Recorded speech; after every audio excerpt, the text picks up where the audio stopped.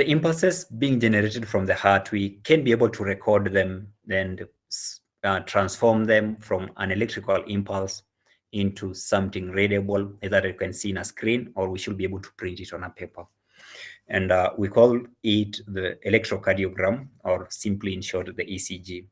So it involves placing some sensors, which we call them electrodes, across every part of your body, and they will be able to pick those impulses, which are simply electrical signal generated from your heart and transmitted into the rest of your body via electrolytes. We know electrolytes are good conductors of electricity, and much of your extracellular fluid is made up of electrolyte. These impulses will be picked, and they are very weak, so they have to be amplified, or increase the frequencies of that one into something readable. And once we record that wave or that electricity in a paper form, we end up with what you call the ECG tracing, that you can either be able to see it in a screen or you can see it in a paper. And it looks something like this, which I think you're all aware of that one. I saw someone, I think maybe in your class, who has a tattoo of an ECG pacer that was badly drawn. And I meant to have corrected her that it was physiologically incorrect. It's made up of these parts. We label them using some alphabet, but for some reason, the person who started it initially decided that we should start labeling from letter P and not letter A. And we still stuck with that one for over around 100 years plus so now. So we have what we start from letter P all the way to T. So letter P, which is the start part of it, is just a slight increase in the amplitude. And that one represents the impulse or the electrical signal that is released when the FE node releases a charge, and it causes the contraction of the atria. And you call that process depolarization or simply contraction. It will later be followed by this other wave that is made up of three parts, the Q, R, and the S. And each part of the QRS, we call it the QRS complex, represent three waves that are joined together. And all three waves simply represent the ventricle contraction. And we still call that one the process of depolarization.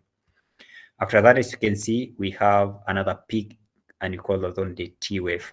And the T waves represent the ventricle's relaxation, or what you call repolarization. So those are the three waves. So we have the P wave, the QRS complex, and the T waves. Initially, it appears this way in a normal beating heart. And once we count it and we know the number of these boxes, we can be able to count and see how many of these waves we have in 10 boxes. And we multiply them by a factor because we know the gradation or the subdivision of this paper called the ECG paper. And you can be able to calculate the heart rate only by counting them and dividing them using some other factor. But so the distance from P to Q represent a distance that the waves take from the AV node all the way until it reaches the bundle block at the ventricles. And that duration can be increased or reduced, and some pathological condition develops from that.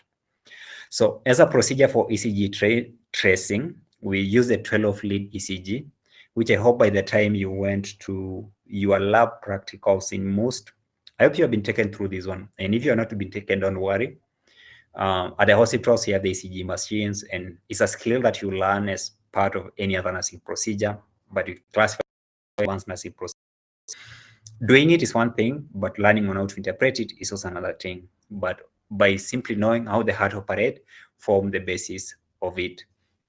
We connect the electrodes into the three limbs, that is the right, left hand, and the left leg. And then the right leg will usually tend to act as our heart.